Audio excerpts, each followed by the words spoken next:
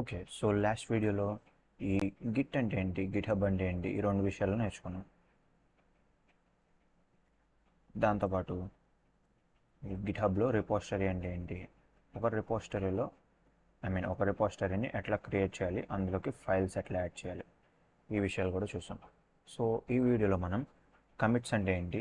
ఈ గిట్‌హబ్‌లో అనేది చూద్దాం. సో, లాస్ట్ వీడియోలో నేనేం చేశాను? హెల్లో వరల్డ్ అని ఒక రిపోజిటరీ క్రియేట్ చేశాను. ఈ రిపోజిటరీలో నేను స్టోర్ చేసుకున్నదల్లా ఈ hello.py అనే ఒక ఫైల్, రైట్? సో hello.py యాక్చువల్గా ఈ hello.py ఫైల్ని నేను క్రియేట్ న్యూ ఫైల్ అనే బటన్ కొట్టి క్రియేట్ చేసి సేవ్ చేశాను.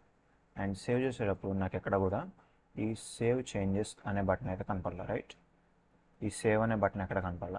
ఇన్స్టెడ్ నాకేం కనపడిందంటే కమిట్ చేంజెస్ అనే బటన్ కనపడింది, ఈ గ్రీన్ కలర్, రైట్?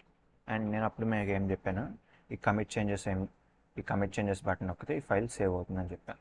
బట్ యాక్చువల్గా ఈ కమిట్ చేంజెస్ అనే బటన్ ఈ ఫైల్ని సేవ్ చేయడంతో పాటు, సో ఏదైనా ఫైల్ రాశారు లేదా క్రియేట్ చేశారు లేదా ఎడిట్ చేశారు అనుకుందాం గిట్‌హబ్లో, తర్వాత కమిట్ చేంజెస్ కొడితే ఇప్పుడు దాకా మనం ఏమనుకుంటున్నాం, ఆ ఫైల్ సేవ్ అవుతుంది అనుకుంటున్నాం.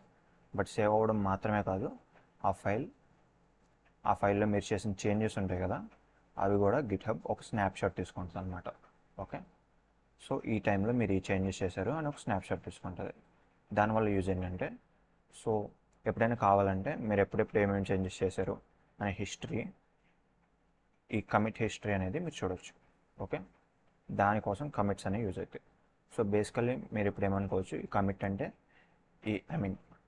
కమిట్ అంటే ఏంటంటే మీరు అప్పటిదాకా చేసిన చేంజెస్ని సేవ్ చేయడం, అలాగే అక్కడ మీరు ఏమేమి చేంజెస్ చేశారు అనేది ఒక స్నాప్షాట్ తీసుకోవడం.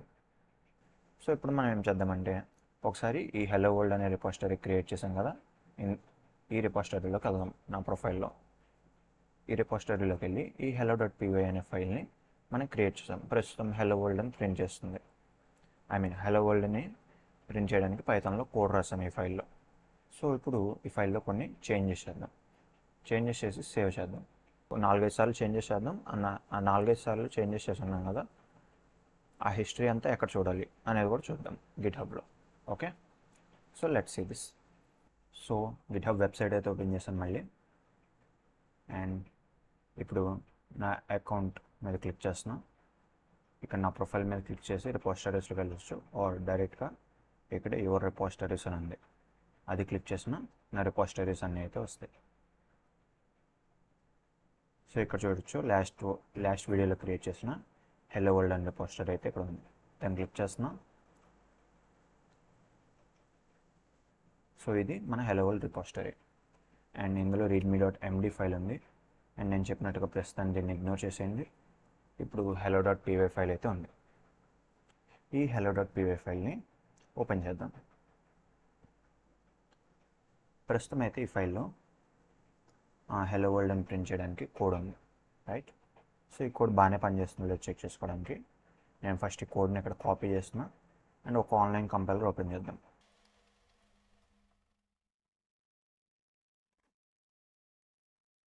So let's delete this.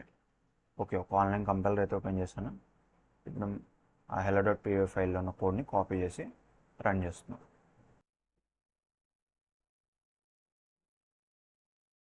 So ఇక్కడ చూడొచ్చు, హెలో వరల్డ్ అని బాగానే ప్రింట్ అయింది. సో కోడ్ బాగానే రన్ అయింది. బట్ ఈ హెలో అండ్ వరల్డ్ తర్వాత యూజువల్లీ ఎక్స్క్లమేటెడ్ మార్క్ ఉంటుంది. అంటే ఈ హెలో వరల్డ్ ప్రింట్ అయ్యే బదులు ఇలా హెలో వరల్డ్ ఎక్స్క్లమేటెడ్ మార్క్ పడితే మన అవుట్పుట్ ఇంకా బెటర్గా ఉంటుంది, ఐ థింక్.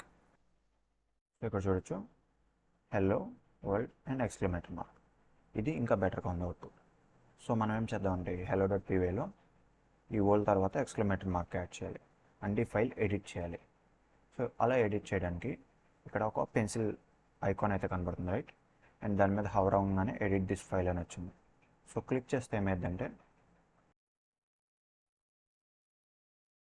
సో ఈ ఫైల్ని ఎడిట్ చేయడానికి ఒక వెబ్ పేజ్ అయితే ఓపెన్ అయింది. ఇప్పుడు ఏం చేయాలి, ఇక్కడ హెల్లో వరల్డ్ తర్వాత ఒక ఎక్స్క్లమేటెడ్ మార్క్ యాడ్ చేయాలి, రైట్? సో కొంచెం మ్యాక్సిమైజ్ చేస్తున్న స్క్రీన్ అయితే ఇక్కడ మీరు చూడొచ్చు, ఒక ఎక్స్క్లమేటెడ్ మార్క్ అయితే యాడ్ చేస్తాం. అండ్ కమిట్ చేంజెస్ క్లిక్ చేద్దాం. ఇప్పుడు ఈ చేంజెస్ని కమిట్ చేద్దాం. ఇక్కడ ఏం చేశాను, ఎక్స్క్లమేటరీ మార్క్ యాడ్ చేశాను. So added exclamatory mark.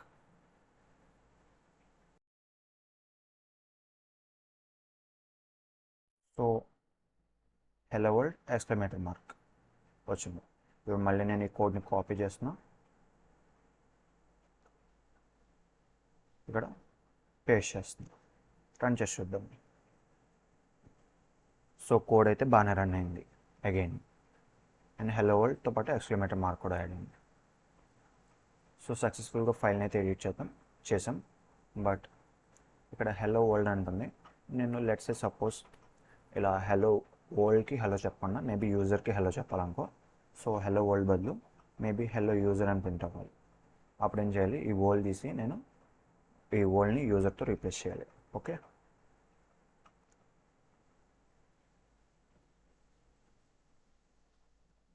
So మళ్ళీ ఎడిట్ చేద్దాం ఫైల్ని. ఈ వరల్డ్ని యూజర్తో రీప్లేస్ చేస్తాను. మళ్ళీ నేను ఒకసారి కమిట్ చేస్తున్న చేంజెస్ని. అండ్ ఇక్కడ కమిట్ మెసేజ్ వచ్చేసి ఏదో ఒకటి అవ్వాలి కదా. సో నేను చేంజ్డ్, మనం ఏం చేసాం, వరల్డ్ని హెల్లో కింద యూజర్ కింద చేంజ్ చేసాం. సో అదే కమిట్ మెసేజ్ కింద ఇస్తున్నా. ఇప్పుడు సేమ్ అదే నేను ఒక డిస్క్రిప్షన్ కూడా ఇస్తున్నా, డిస్క్రిప్షన్లో కూడా అదే ఇస్తున్నా. కమిట్ చేంజెస్ క్లిక్ చేస్తున్నా.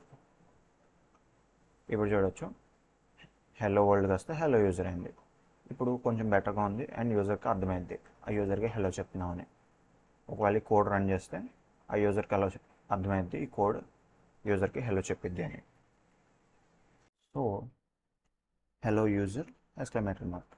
ఇప్పుడు మళ్ళీ కోడ్ని ఒకసారి కాపీ చేద్దాం అండ్ రన్ చేద్దాం.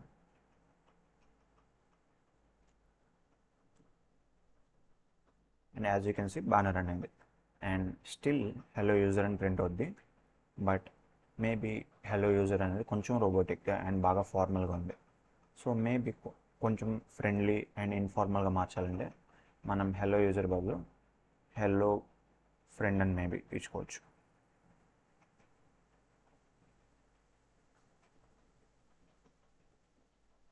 సో ఇప్పుడు ఈ విధంగా ఎడిట్ చేద్దాం మన ఫైల్ని. మళ్ళీ హెల్లో యూజర్ బదులు హెల్లో ఫ్రెండ్ అని ఇచ్చుకోవాలి. అండ్ కమిట్ చేంజెస్ మీద క్లిక్ చేస్తాను. సో నా చేంజెస్ని కమిట్ చేస్తున్నా. ఇక్కడ ఏం చేశాను, మళ్ళీ యూజర్ని నేను ఫ్రెండ్ అని మార్చాను. కొంచెం ఎక్స్టెండెడ్ డిస్క్రిప్షన్ ఇచ్చుకోవచ్చు కావాలంటే. So made the hello greeting more friendly అని ఇచ్చుకుంటున్నాను. సో కమిట్ చేస్తున్న చేంజెస్ అయితే. అండ్ మీరు చూడొచ్చు ఈ హెల్లో ఫ్రెండ్ అని అయితే ఉంది ప్రింట్ స్టేట్మెంట్లో. అండ్ ఇది బాగానే రన్ అవుతుందో లేదో మళ్ళీ చెక్ చేసుకోవాలంటే మళ్ళీ ఈ కంపైలర్లో ఓపెన్ చేసి రన్ చేయొచ్చు. సో మీరు చూడొచ్చు హెల్లో ఫ్రెండ్ అయితే బాగానే ఉంది. రైట్, ఇప్పుడు మనం చాలా చేంజెస్ చేసాం. బట్ స్టిల్ మేబీ ఇంకొంచెం బెటర్గా చేద్దాం అనుకున్నాను అనుకో మీరు ఈ ప్రాజెక్ట్ని. సో జస్ట్ స్టాటిక్గా ఆ యూజర్ రన్ చేస్తే హెలో అని మాత్రమే చెప్తుంది. మేబీ హెలో చెప్తున్నట్టు ఒక పోయం రాయాలనుకున్నారు, అది ఎట్లా రాస్తారు? సో వన్ వే వచ్చేసి మనం చాట్‌జీపీటీని అడగచ్చు.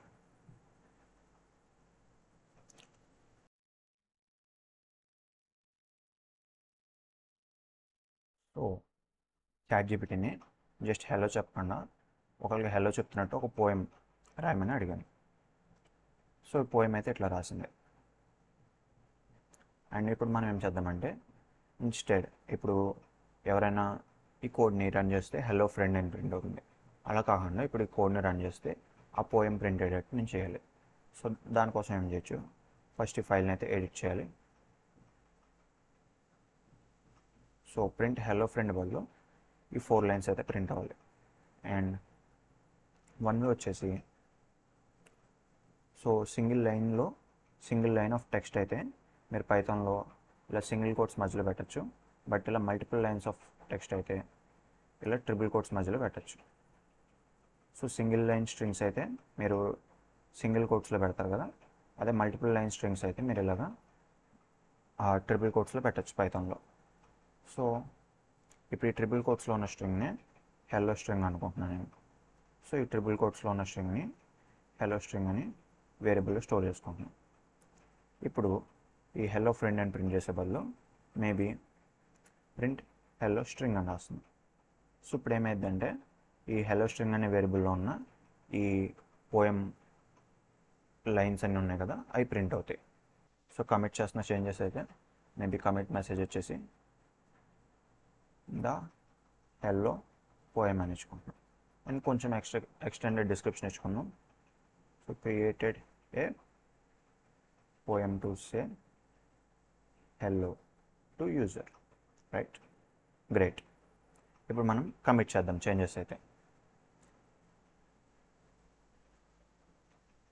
అండ్ ఒకసారి కోడ్ బాగానే రన్ అవుతుందో లేదు చెక్ చేసుకోవడానికి మళ్ళీ కోడ్ అంతా కాపీ చేస్తున్నా. నేను ఇప్పుడు ఆన్లైన్ కంపైలర్లో ఈ కోడ్ని పేస్ట్ చేస్తున్నాను. సో మీరు చూడొచ్చు ఇప్పుడు సక్సెస్ఫుల్గా మన కోడ్ అయితే ఈ హెలో అని చెప్తూ యూజర్కి ఒక పోయం అయితే చూపించేది. సో మనం ఏం చేస్తాం, టోటల్గా మన ప్రాజెక్ట్ని ఇంకా బెటర్గా చేస్తాం. సో రైట్, బట్ కాకపోతే ఇప్పుడు దాకా నేను ఈ ఫైల్లో చాలా చేంజెస్ అయితే చేశాను. ఆల్మోస్ట్ ఒక 4-5 చేంజెస్ చేశాను. అండ్ ఇక్కడ ఏమేమి చేంజెస్ చేశాను అనేది కూడా నాకు గుర్తులేదు. సో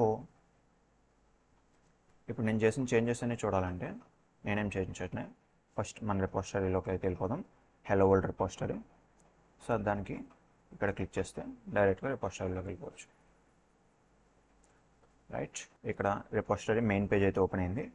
అండ్ ఈ మెయిన్ పేజ్లో ఇక్కడ నాకు ఫైల్స్ ఉన్నాయి కదా, ఈ ఫైల్స్లో పైన మీరు చూడవచ్చు 6 కమిట్స్ అయితే చేశాను అంటున్నాను. అంటే 6 టైమ్స్ ఈ రిపోజిటరీలో నేను చేంజ్ చేసేసాను. సో ఆ కమిట్స్ అన్నీ కూడా మనం ఒకసారి ఓపెన్ చేసి చూడొచ్చు. సో ఇక్కడ చూడొచ్చు నేను చేసిన కమిట్స్ అన్నీ కూడా కనపడుతున్నాయి. కమిట్ మెసేజెస్ అన్నీ కూడా కనపడుతున్నాయి.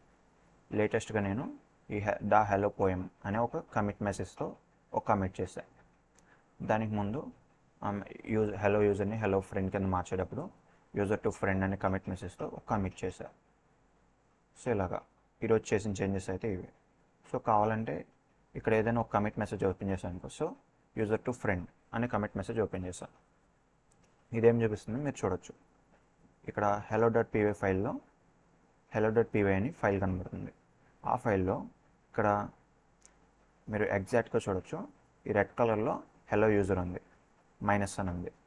ఈ గ్రీన్ కలర్లో ప్రింట్ హెలో ఫ్రెండ్ అని ఉంది, అది ప్లస్ అని ఉంది. సో ఇక్కడ ఏం చెప్తుందంటే ఈ లైన్ హెలో యూజర్ అనే లైన్లో నేను కొన్ని చేంజెస్ చేశాను. సో ప్రీవియస్లీ ఆ లైన్ ఎలా ఉంది, తర్వాత నేను చేంజెస్ చేసాక ఎలా ఉంది.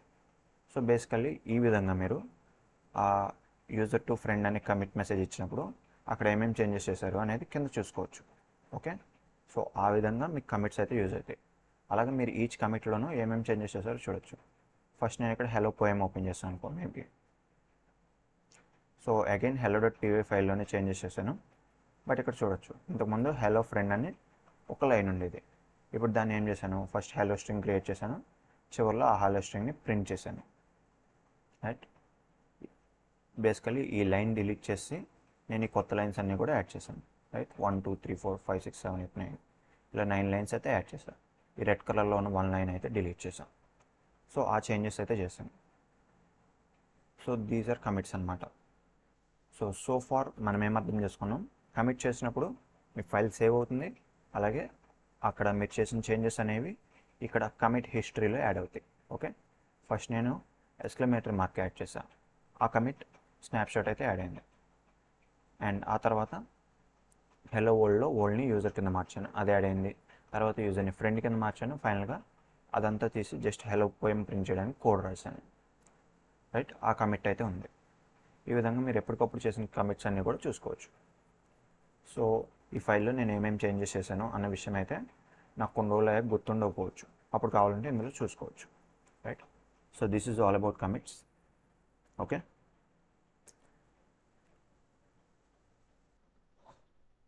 ఓకే మీరు ఇప్పుడు కమిట్స్ గురించి అర్థం చేసుకున్నారు. అండ్ లాస్ట్లీ ఇంకొక విషయం నేను చెప్పాలనుకున్నది ఏంటంటే కమిట్ ట్రీస్ గురించి. సో ఇప్పుడు దాకా మీరు రిపోజిటరీ గురించి నేను మీకు చెప్పేటప్పుడు ఆ రిపోజిటరీని గీసేటప్పుడు ఎట్లా గీస్తున్నాను, ఇక్కడ చెప్పేటప్పుడు ఆ రిపోజిటరీని ఒక ఫోల్డర్ లాగా రిప్రజెంట్ చేస్తున్నాను. అందులో ఉన్న ఫైల్స్ని ఆ ఫోల్డర్లో ఉన్న ఒక ఫైల్స్ లాగా చూపిస్తున్నాను, రైట్? బట్ చాలాసార్లు రిపోజిటరీ గురించి గీసేటప్పుడు కానీ ఇలా డ్రా చేసి చూపించేటప్పుడు కానీ ఇలా చూపించరు అనమాట. ఇన్స్టెడ్ ఎలా చూపిస్తారంటే లీనియర్ లిస్ట్ ఆఫ్ కమిట్స్ కింద చూపిస్తారు. సో ఫస్ట్ నేను నా రిపోజిటరీలో అయితే ఇలాగా hello.py అని ఒక ఫైల్ క్రియేట్ చేసి కమిట్ చేశాను. తర్వాత ఏం చేశాను, ఆ hello.py ఫైల్లో హెలో వరల్డ్కి ఎక్స్క్లమేటరీ మార్క్ యాడ్ చేశాను, రైట్? అదొక కమిట్. ఇలా చేసుకుంటూ వెళ్తే నెక్స్ట్ ఎక్స్క్లమేటరీ మార్క్ యాడ్ చేశాక యూజర్ని వరల్డ్ కింద మార్చాను, రైట్? వరల్డ్ని యూజర్ కింద మార్చాను. ఈ హెలో వరల్డ్ కాస్త యూజర్ కింద మార్చాను, హెలో యూజర్ కింద. అలా ఒక కమిట్ చేశాను. ఇలా ఈచ్ కమిట్ని ఒక నోడ్లో డ్రా చేసుకుంటూ గీసుకుంటూ వెళ్తే దీన్నే కమిట్ ట్రీ అంటారు అనమాట. ఫైనల్గా ఏం చేశాను, హెలో పోయం అయితే ప్రింట్ చేసేటట్టు చేశాను. అండ్ చాలాసార్లు మీరు యూట్యూబ్లో కానీ అక్కడ చూసేటప్పుడు మీ రిపోజిటరీని ఇట్లాగే చూస్తారనమాట. గిట్హబ్ రిపోజిటరీస్ని ఇట్లాగే చూపిస్తారు, ఓకే? ఇలా కమిట్ ట్రీస్ కింద చూపిస్తారు. మేబీ నేను ఇలా నిలువుగా గీసాను, కొన్నిసార్లు అడ్డంగా చూపిస్తారు ఇట్లా.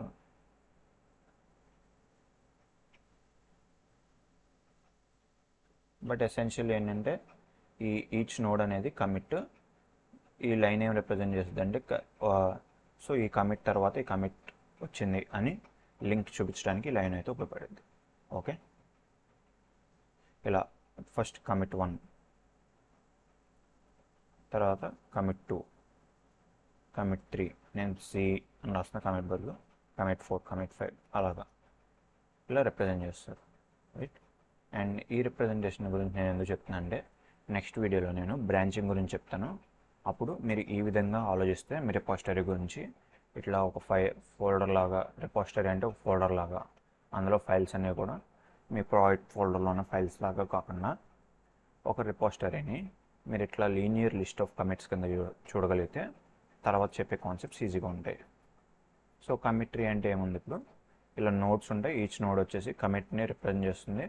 అండ్ ఒకదాని తర్వాత వచ్చే కమిట్స్ని మనం కనెక్ట్ చేస్తాం, ఓకే? సో ఈచ్ కమిట్ని దాని తర్వాత కమిట్తో లైన్ గీస్తాం, కనెక్ట్ చేస్తాం. సో ఇక్కడ కమిట్ అయ్యింది, తర్వాత నెక్స్ట్ కమిట్కి ఇంకో నోడ్ ఉంటుంది, ఆ నోడ్ని కనెక్ట్ చేస్తూ లైన్ గీస్తాం, రైట్? సో ఈ వీడియో అయితే ఇంతే. నెక్స్ట్ వీడియోలో నేను బ్రాంచింగ్ అంటే ఏంటి, పుల్ రిక్వెస్ట్ అంటే ఏంటి, ఈ విషయాలన్నీ కూడా చెప్తాను, ఓకే? Thank you.